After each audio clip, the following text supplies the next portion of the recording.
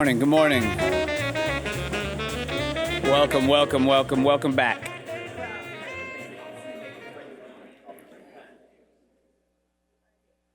As we're allowing the stragglers into the room, I appreciate your punctuality, as we all do as military people, being on time. 15 minutes prior, you are all the type that I appreciate. Everybody else in the hallway, I'm gonna have words with them. But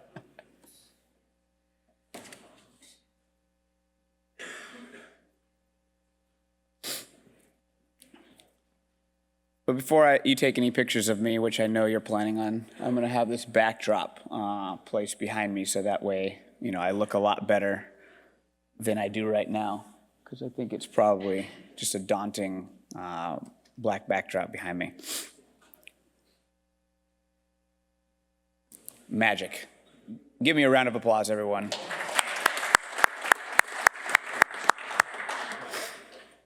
For my next trick, that's right. So welcome back. The general session is now beginning. If you haven't silenced your electronic devices, please do, so you don't have the embarrassing phone going off and then you try to silence it with your foot so nobody knows it's you. Not from personal experience, that wasn't me. Today we're going to continue to discuss all the robust logistics, AI challenges, supply chains, and continue really the discussions that we started yesterday that were fantastic, both inside the theater and out in the foyer.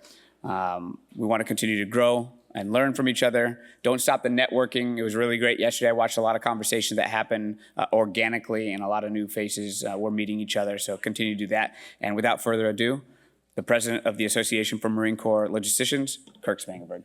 Good morning.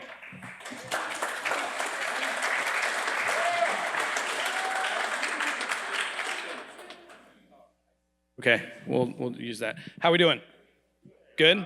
So I know I asked you yesterday, but on a scale of thumbs down versus thumbs up, so we have some audience interaction here. How was yesterday? Thumbs up? Good? Good? Wait, in the back I had a sideways. Oh, okay, no, you're just, all right. Okay, we're just at an angle because we're good like that. But so we missed a few people out raise your hand if you're not here. I got you. All right. That's good. So we have another great day planned, and I'm not going to take up a lot of your time, but I have the distinct honor and pleasure this morning of introducing to you on behalf of the Commandant of the Marine Corps, General Smith, we have with us today Brigadier General Tom Armas, who is the Deputy Commanding General of FMF Lant, MAR4 Com, MAR4 North. I hope I got that right. Sorry, I got that right? Yes. Okay. So I encourage you to go read the bio. Impressive human being, just good dude all around. And his advice to me this morning was just suck a little bit less every day. Right? And I think if we all do that, we'll be better tomorrow. So I won't steal his thunder because you're here to listen to him and not me. So without further ado, General Armas. Thank you. Hey, good morning. I feel really important. Maybe I'll do a little stand-up. But on behalf of our 39th Commandant, General Eric Smith, thank you. He wished he could be here, but he asked me to stand in. And he asked me to give some perspective. Logisticians all, correct? Right? Infantry officer. I just know how to use things. I just know how to yell at the fore. I just know how to get upset when I don't get my Red Bulls or whatever was supposed to show up at the fob, right? We are a superpower in the United States because of one thing. It's not because we can throw really a good missile, or it's not because our Marines are effective at killing the enemy, which is a great thing. It's because we can project power. 24 hours a day, 7 days a week, 365. That's unheard of. And we make it look easy. As the CJ-33 for Operation Inherent Resolve, I was a brand new colonel, cup of coffee, it was still warm. I'm sitting at the table, I'm looking at the master air plan. We went into the defeat phase, and now it's time to kill ISIS. It's on. we're going full bore. And I could not believe what we sustained. 24 hours a day, the aircraft in the air. You name it, we had it 24/7. No other country in the world could do it. Every country was coming to me, hey, we need gas, we need ammo, we need this, we need that, we need this. I was like, you guys just need. And it was because of our logistical push. As we look to the future and as we look to deny the enemy the ability to move freely around the world, we look to deny the enemy to the ability to move. It's like the Garden State Parkway. There's going to be toll booths everywhere, and we want to deny the enemy the ability to move freely. How do we do that? Right? Is you just going to take a bunch of Marines, you're going to put them on an island somewhere and leave them there? How are they going to eat? How are they going to sleep? We take those things for granted all the time. We make it look easy. How are we going to do that? As we move into force design, right, and we're talking about experimenting, we're talking about to be iterative with all the new things, with the littoral shipping, right, with all sorts of crazy things. We use terms like multi-domain, right? Multi-domain logistics. What does that mean? Well, it all comes down to TOT, TOP, right? Right? How do I get cyber logistics? I don't know, give somebody a battery. We've got to break it down to TOT, TOP at its basic essence. I got to take things and get them there. I got to get people there, right? And that comes with a bunch of stuff that we just take for granted. So we're being iterative. We're looking to get into multiple domains, into multiple spaces, disaggregated across incredible distances. Contested logistics. We've heard that, right? You heard that here. This is contested logistics. Well, let's bring that back. Not since 1812 have we had a contested rear area. We take for granted that I'm going to go to the factory, I'm going to go to Sikorsky, I'm going to pull out a couple Blackhawks, I'm going to hop on the Merritt Parkway, and I'm going to drive them down, I'm going to drive them to the port of you name it, and I'm going to put it on a ship and I'm going to get there. Well, what if we can't do that? What if we can't take it from the factory and someone affects the Eisenhower highway system? Why was the Eisenhower highway system built? Right? The amateurs will tell you, oh, we could fight defense in depth. No, it's to get things and people places. It's to get stuff to the ports to project violence, right? Because at the end of the day, all I'm doing is projecting violence. If I need to send food or stuff, I could send UPS, FedEx, right? But I need to project violence, and I need to do it in a sustainable way. So are we protecting our basic infrastructure, to be able then to get stuff from the factories to where we need to project it from? And then are we protecting those lines, right, to get them to the theaters that we need them at? I hear a lot of talking about advanced basing, advanced this. How do we get it there? And can we get it there in a contested environment? And will that environment be contested at every level? You're going to see it's going to happen from start to finish. It's going to be exhaustive. So we've always said, hey, the infantry guys, the commanders, they're going to plan. They're going to plan. Well, those logisticians need to be right next to the commander. You need to be nested in the hip pocket of every commander, because every plan, there are three things that I throw out there when it comes to planning. Is it achievable? Is it repeatable? And is it sustainable? At every level, you have to ask yourself that question. Can I even achieve that? Can I repeat it? And can I sustain it through constricted resources, restricted resources? And can it be beholden to no personality? So we talk about, in the book, Good to Great, level 5 leader, right?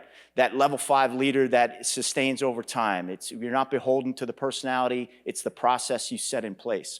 Well, it needs to be a level 5 plan. Can that plan sustain contact? Can that plan sustain restricted resources? Can that plan be away from a good commander, bad commander? So can that plan sustain over time? So is it achievable? Is it repeatable? And is it sustainable? And that's at its core of logistics. Anybody here in Iraq, I'd go out with 13 magazines. I could pump 13 magazines in 4 minutes. I'm done. I'm standing there with my thumb up my nose. Where's the other ammo coming from, right? Have I thought it through? So from the young level, where's my platoon sergeant? Where's my gunny? To the operational level, right? Where's my S4? Where's my G4? Where's my J4, right? To the geopolitical level. We look at the Navy. The Navy is a global strategic organization pushing things and people around the world. And what we need to do as Marines is get back in the hip pocket of the Navy and realize there is no Marine Corps without a Navy. We'll just be in the Army. And we need to get back on ship, and we need to learn how to project violence from the shipping lanes to get our things and people to the places we need them, right? So we go back to multi-domain, first island chain, all over the world. How do we do that? Well, we do it on ships, right? Because airplanes are too expensive, right? Most of the 98% of the world's commerce transits over the shipping lanes. So we have to take advantage of our Navy, take advantage of our military sea lift command, which is hurting right now. We've got to make sure that that is sustainable. And we put that all together and we project this amphibious naval task force all around the world to deny the enemy the ability to move freely without being harassed. They're going to have to pay a toll if they want to travel around the world. If they want to threaten democracy, if they want to threaten free commerce, they're going to pay a price. And they're going to pay a price because we're going to deny them the ability to do that freely. How do we do that? We do that by projecting force. How do we project force? We got to send things and people places, right? And we do that through logistics. The most important meeting I would hold in combat or in training is the ops log sync meeting. And if you don't hold an operations logistics sync meeting, you fail. You fail time and time again because you did not synchronize how it's supposed to work. I need to understand if I can get gear, people, things, places in order to be able to defeat the enemy. I have to plan for, can I sustain over time? We love to throw out, the MEU can sustain for 30 days. I don't know, last time you were on a MEU, can we really sustain for 30 days? Or are we whiffle dusting it, right? I call it, I don't say good idea fairy anymore, I say good idea gremlin. And the reason I say good idea gremlin is you pour water on that little sucker, it just starts populating. And then they keep going. Every once in a while you get an evil one, right? The gremlins are everywhere. And you have good, people saying, this is a good idea, gremlin, right here. We're gonna do this. I'm gonna create a mulberry. I'm gonna do this. I'm gonna do that. No logistician looked at the plan. I got a 0505 planner. That 0505 planner, that's like a Jedi. What do they call them? Like a Jedi warrior planner, right? But they didn't plan for the logistics. So is the plan achievable, repeatable, and sustainable? Because every one of those words is a logistic word, right? You say take that hill. I just need to find out if it's achievable. I just take the hill. But if I got to go take another hill, is it repeatable? Well, I don't know. Do I have enough ammo? I don't know. Do I have enough bombs on the aircraft? I don't know. In 2017, in Iraq and Syria, I ran out of Hellfires. They actually had to tell me to stop killing stuff because we had to catch up and get the Hellfires out there, right? I was amazed. I couldn't believe we ran out of something. It was the first time I'd ever even heard of that. We are always undermanned. We are always under-resourced. And how do we do that? How do we go forth in the future and create a achievable, repeatable, sustainable logistics strategy that is going to work in a contested environment, a resource-strained environment, and going to be able to do it beyond 1 year, beyond 2 years, maybe 3 to 5 years. How do we do that? From the factory to the fight. That's what should be said. From the factory to the fight, how do we create that strategic logistics plan? Because they're sending me out there and they're going to say, go take that port, right? Be prepared. Take that port. Be prepared. Take that airfield. Be prepared. Take whatever and hold it until we send somebody there. So look back in history. How did those Marines feel on Guadalcanal? Navy gets into a horrific fight, pulls out, and the Marines are stuck on Guadalcanal. No food, no chow, no ammo, no fight. Right? I can talk a great game, but if I don't have food, I don't have chow, I don't have ammo, right? TOT, I have no fight, and then I run out of TOP. So I know it sounds silly to stand up here as a general officer in front of professional logisticians and say TOT, TOP, but I laughed with Colonel McCander in the hallway, right? That's really what it comes down to at every level, things and people. And whether I'm in a different domain, whether I'm talking island chain, I'm talking within the continental United States or in Europe, right? Look at Ukraine and look at Russia right now. It looks like World War I. They're in trenches. Right? They're running out of stuff. They're running out of things because they did not think through their logistics. Russia never thought through the logistics push. How am I going to sustain this? We laugh and you say amateurs talk tactics, professionals talk logistics, right? But it's so true. It really is true. And we have to raise our future leaders to understand that you're always a logistician. And you logisticians, professional logisticians, have to remind the commanders, right? The three always tries to box you out, right? Right? How many people here have been a 4? Right? The 3 always tries to box you out. I'm the 3. I was the 3 all the time. I'd be like, just go sit in the corner, shut up, I'm going to win the war. But no, you need to box yourself right in there, push them aside and say, hey, that's a great plan, but. Hey, we've thought this through, but. Industry is going to throw a lot of great ideas, right? Maybe a gremlin, may not be a gremlin. But those ideas, and how do we take and how do we nest with industry to get things done? Because right now, we can't sustain without contracts, right? We can't do anything without private contracts. Look at our shipping industry, the shipyards. Look at how we send stuff overseas. We send them commercial shipping sometimes, right? We've got to get stuff out there. We put it on a commercial ship. What if that was a contested situation? What if we didn't have the money to do it? We were talking earlier, an aircraft carrier. Yesterday, I had the pleasure of being on the Iwo Jima as Lieutenant General Shea took command of MAR-4Com. And as we were walking past the Ford, I'm looking up at this aircraft carrier, and I'm like, man, that elevator thing, that's big. That's got to be expensive. That's a lot of money. And then I looked at the line that ties the ship down. And I was like, man, that line's got to be more expensive than a Humvee. Right? The Navy looks at big numbers, big problems, big strategic theater. Right? And we've got to nest with them to understand their problems, to fix our problems, because they are going to project us. It is power projection, and that is logistics. It's not an infantry officer projecting anything. It's not a pilot projecting anything. It's not a commo. It's not a whiz-bangitry cyber guy, right? It is logistics. It is power push. That is why we're a world power. We have to understand that, and we have to plan for that, and we have to make sure in every plan that our logistics is achievable, repeatable, and sustainable. My aide, I think that poor kid, he's so sick and tired of hearing those 3 words.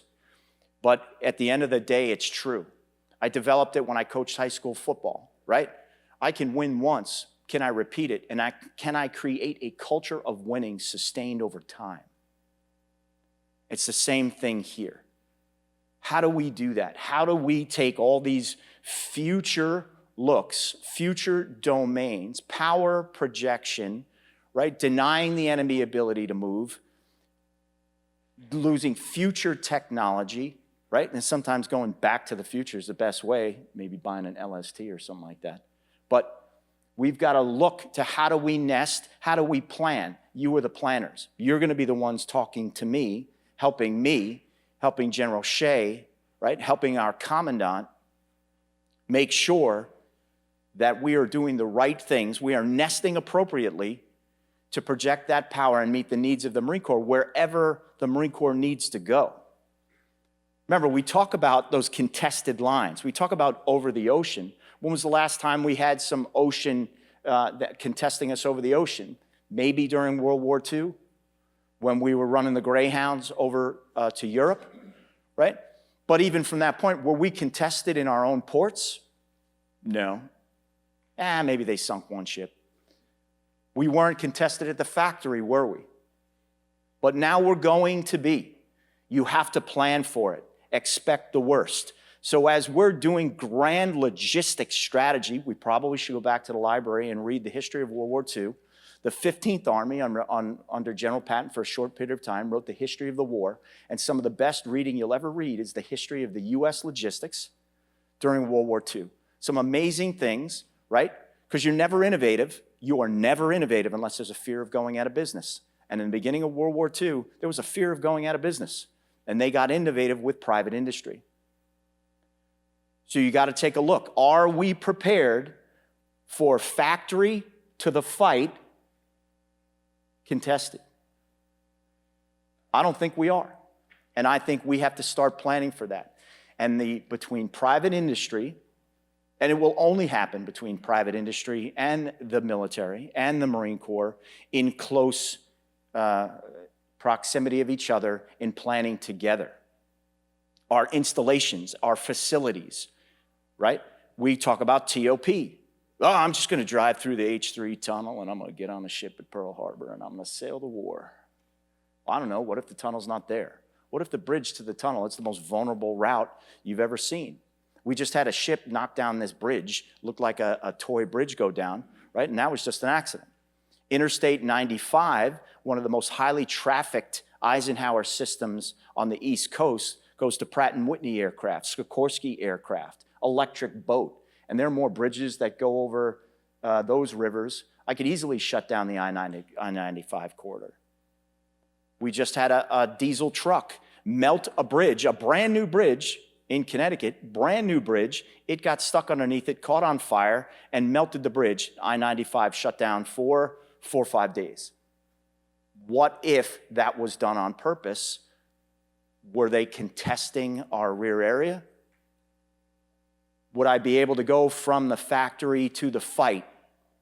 How much does that slow the fight down, right? We're trying to gain advantage. We're trying to be bigger, stronger, faster, more lethal, right? But if you affect factory to the fight, you affect my lethality, and that gives me, I do not have the ability to kill the enemy. I exist solely to kill our nation's enemy.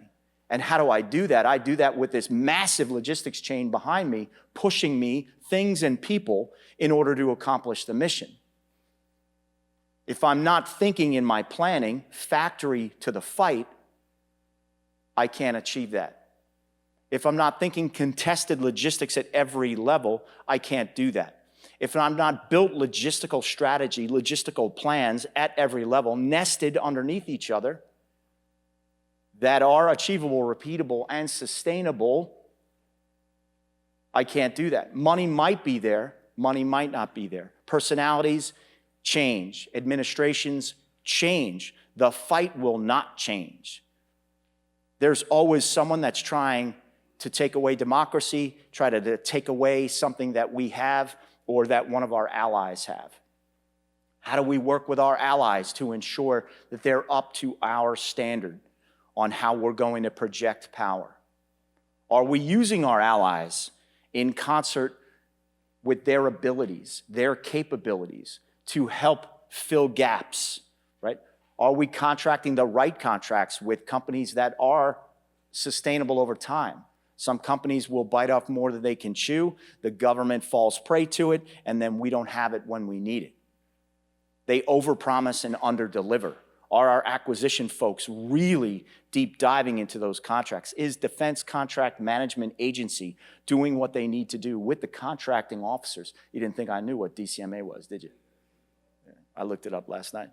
And is the Defense Contract Audit Agency auditing those contracts? We have to get together and we have to be synergistic across all elements of the military, right? From our acquisitions to our execution, from the factory to the fight. How do we do that? Because that is what Force Design 2030 is going to get at. It's a Marine Corps that is fast, highly capable, violently lethal, where we needed to be, when we needed to be, with the stuff we needed to have. That's where we need to get to. You are the future of our logistics community. You work with private industry. Private industry is here saying, hey, how do we do X? Well, you need to sit down as professional logisticians and say, hey, this is what I need. What could you bring to the table? And this is what I would use in the planning. You are the most important planners, and on every staff, you better speak up. You have to speak up. Plans are nothing without the materials that I need. And logisticians don't speak up, and the threes box them out all the time. And now looking back, I look at myself and I was like, I'm pretty stupid, because I tell the logist, sit in the corner, shut up. Lieutenant Colonel Jim Salmon, I used to tell him to shut up all the time. Jim, shut up. I got this. I'm the three. I'm going to take that hill. And he'd be like, sure, go ahead. You're going to do it with nothing. In Iraq, I had 250 vehicles in my battalion minus. Every one of the vehicles had dry rotted tires. Every one of them. And they used to go flat out in wherever we were. And then have to send a wrecker. Well, who owns the wrecker? Not me, right? Who owns all the tires? Thank God for CLB2 that was out there, and they took pity on me, and they helped me replace every tire. I didn't know what was going on. I mean, I knew how to change a tire, barely, right? But something as stupid as that, I was almost combat ineffective because I couldn't get tires, right? You don't think that stuff through. We, on the infantry side, we don't think that stuff through. We think, oh, I need beans, bullets, and Band-Aids. Well, how about fan belts, tires, whiz-bangetry things that go inside the Humvee, little electronic nodes that go in that is Blue Force Tracker still a thing? In the Blue Force Tracker thing, right? All that batteries, right? Mythical batteries. I just say to the radio operator, put a new battery in there. You better have more, right? Where's the battery coming from, right? Because everything has a battery now. Brilliant, right? Hey, let's have a battery. I'm going to just need a vehicle to carry batteries. How do we do that? How do we recharge these batteries? I saw some dopey commercial a couple years ago where you sprayed this foam on a rock and put a wire in it, and they're like, yeah, you can recharge your battery off that. Well, I don't know how I'm going to do that getting shot at, right? Is it achievable? Is it repeatable? Is it sustainable? That's not, because I'm not doing that. I'll just say to the radio operator, give me another battery. You know, put it on there. I got the aid, give me another battery. My phone is dead. Make it live, right? Everyday life, we deal with logistics. Where's my phone? Where's my wire to my phone? I can't plug it in, right? Could you imagine sending 16 million, projecting 16 million troops overseas? We defeated the Japanese and the Germans when you do a side-by-side comparison because of the stuff, TOT. Right? You look at the TOT and it's just ridiculous. Our soldiers, our sailors, our Marines, our airmen, even the coasties, we're eating so much better, right? We're clothed so much better. Better ammo, better munitions, better weapon systems, better everything because of our ability to project power. That is why you're here. You've got to solve, you've got to figure out, you've got to become innovative along pacing with, I threw pacing in there, right? As a pacing threat. You've got to pace with force design. As force design is being iterative, as force design is developing and evolving, logistics has to be part of that process in order to meet those emerging future needs. We're in a rapidly evolving, chaotic, uncertain environment, whether that be with the enemy or whether that be with financial restraints and constraints, or whether that be with administration and politics. So in that rapidly evolving, chaotic, uncertain environment, I need you to make me a plan that's going to survive that, right? So in that craziness, is it achievable? Is it repeatable? Is it sustainable? I told you you'd hate those three words. You're going to home and be like, that guy's an idiot. But does it meet those standards? And is it meeting the pacing? Are you behind 2030? The Commandant needs us to be in lockstep to get to 2030 in order to be ready for the future fight, right? The enemy's out there, the enemy's moving, and we need to get out there, meet the enemy on the road, and deny them the ability to move freely on the road. Again, Garden State Parkway. There's going to be toll booths along the way, and we're going to make them pay. And how do we do that? Power projection. And how do we do that? That's through you. That's through you and the leaders you're going to build. And one of the last things I want to say to you is, are you, whether you're private industry or whether you're in the Marine Corps or whether you're in the Navy or any other service, are you building or investing in a deep bench of the next 10 years of logistics leaders? Are you developing those future leaders? Or are you just stovepiping and saying, I'm king, it all revolves around me? You need to be a level 5 leader, building a level 5 plan that is looking to the future, developing those leaders who are going to be able to pace with 2030, because 2030 force design is not set in stone. It never was set in stone. As General Berger will tell you, this is an iterative process. This is a learning. This is a teaching, so we can be bigger, stronger, faster, more lethal, and kill the enemy in a better way, right? In order to deny the enemy the ability to move freely. Are you building that next 10-year bench? Are you building those future logistics leaders that you're freeing up to think? You're freeing up to make decisions. Disaggregated, right? The small unit leader making decisions. Small unit logisticians making those decisions out there on an island somewhere in the middle of nowhere, nested in a plan that is well thought out, that is achievable, is repeatable, and is sustainable over time.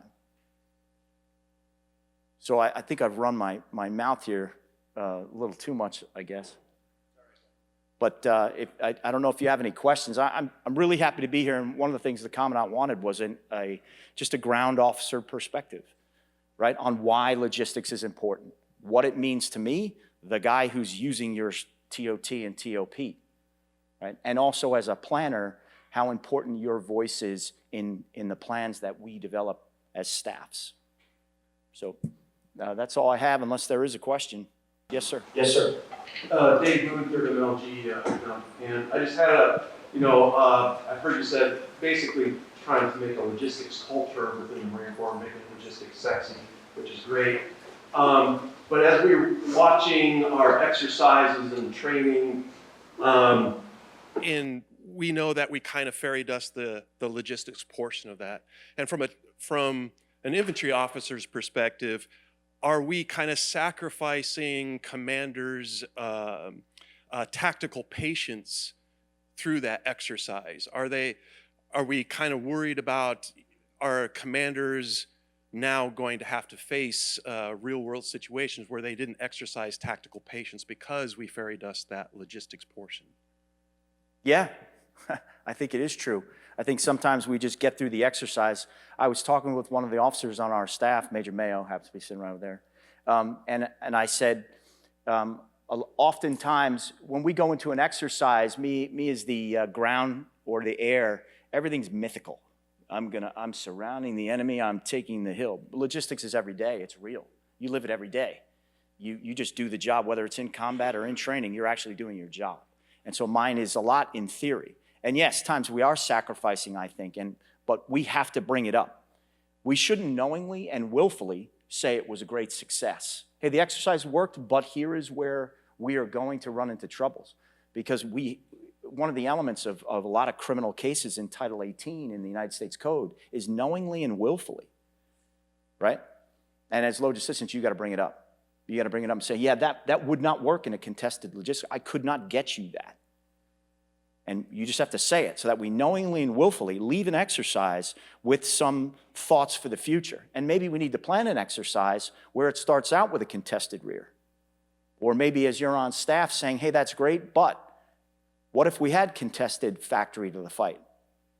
What if we can't get out of the house? How do we then fight the fight with limited resources overseas? How do we then fight our way out of the house, fight our way out of the factory, fight our way out of the ports? We've never thought that way before. So it's something that needs to be brought up, and through professional logisticians, you bring that up in those staff planning meetings and exercise, because I don't think we've ever done an exercise where I have to fight from the factory or fight from the port. Not that I know of. Any other questions? Any question? Yes, sir. Yes, sir. More gentlemen.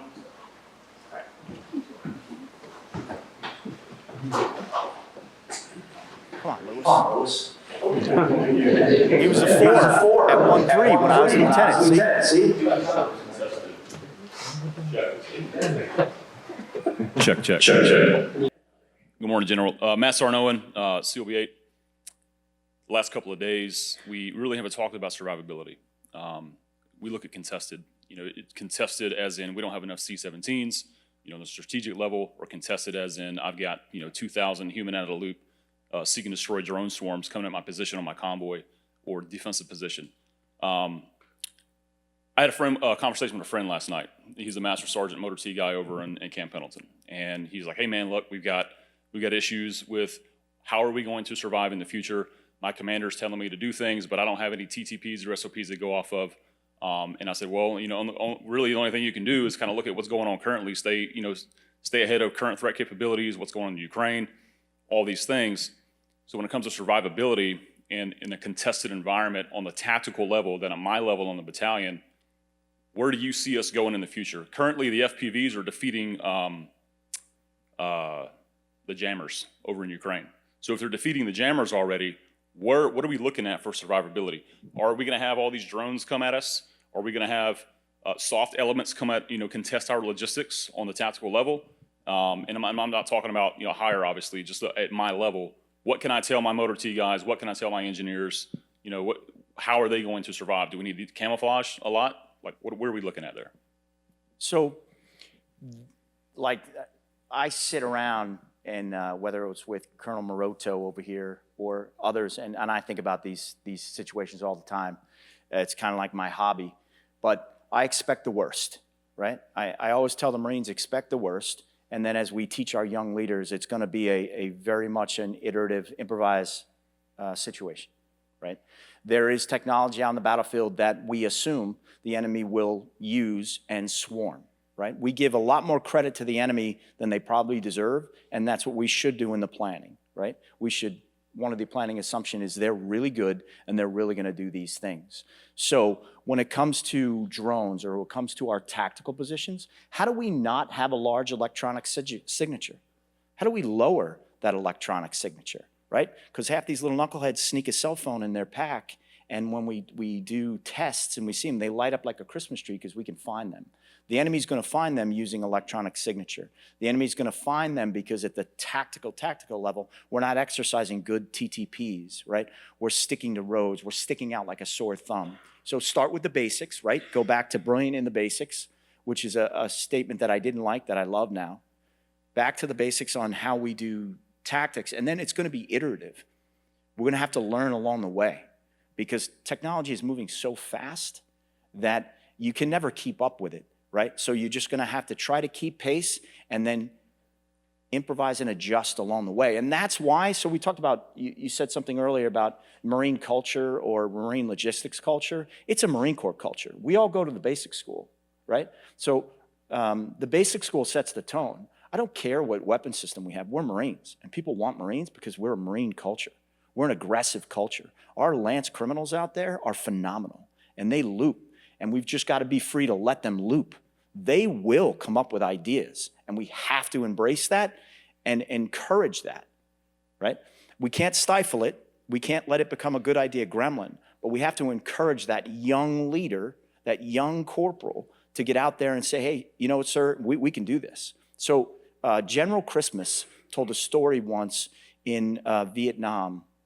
It was either Colonel Dabney or General Christmas. They were taking sniper fire.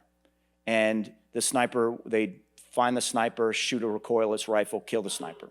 Then next day, new sniper come in, snipe somebody, recoilless rifle, kill it. Then this next third, fourth day, this sniper came in and he hit like on the top of the building, hit the side of the wall. And they're like, yeah, get the recoilless rifle, kill that guy. And one Lance Corporal's like, and I'm gonna use a Southern accent because I like to, hey, sir, don't shoot that guy, he's terrible. They might replace him with someone that can shoot, right? Listen to your Marines, and they'll come up with some very good TTPs potentially that we can use. Now, when they do that, you have to pass that up and get that news out. So there has to be a confidence and a belief that we're gonna listen to our younger Marines, listen to our younger officers, because that is gonna be how we loop and how we outpace the enemy. Truly, it's going to be discovery along the way, but because of our Marine Corps culture, that aggressive culture, that disaggregated small unit leader culture, we will outloop anybody. I believe our culture will win the day. Doesn't matter what weapon system we got. Our culture will win the day. How we make Marines, the kids that walk in the door, that is how we are going to defeat anybody we go in front of. So hopefully that answered it. Any other parting questions, concerns? Yeah, sure. Sorry. How do you see clandestine operations? We need the ability to blend in. You know, you're in the defense, and you don't want anybody to see your position half the time. You're going to meet us at a different location, so we're not giving up your position.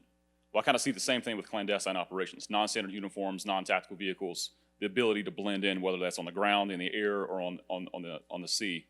What are your thoughts on that, sir? Well, so clandestine operations, special needs forces, and I say special needs forces because they always need things, right?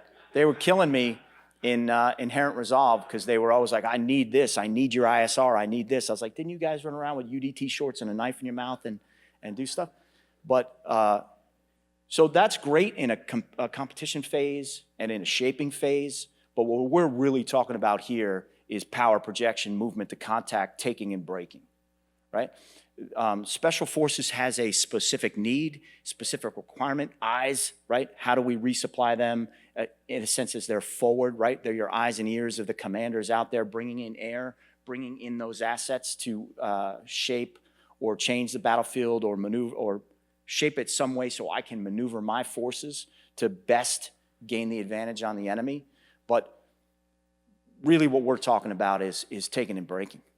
And at the end of the day, bottom line up front, the only way you defeat an enemy is when you break that enemy's will.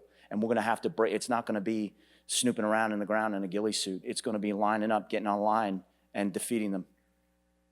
But there is that nuance of tactical resupply or very, very high nuanced resupply for units that are embedded. Now, clandestine means something different to me than special forces. Clandestine sometimes meaning undercover operatives, things like that.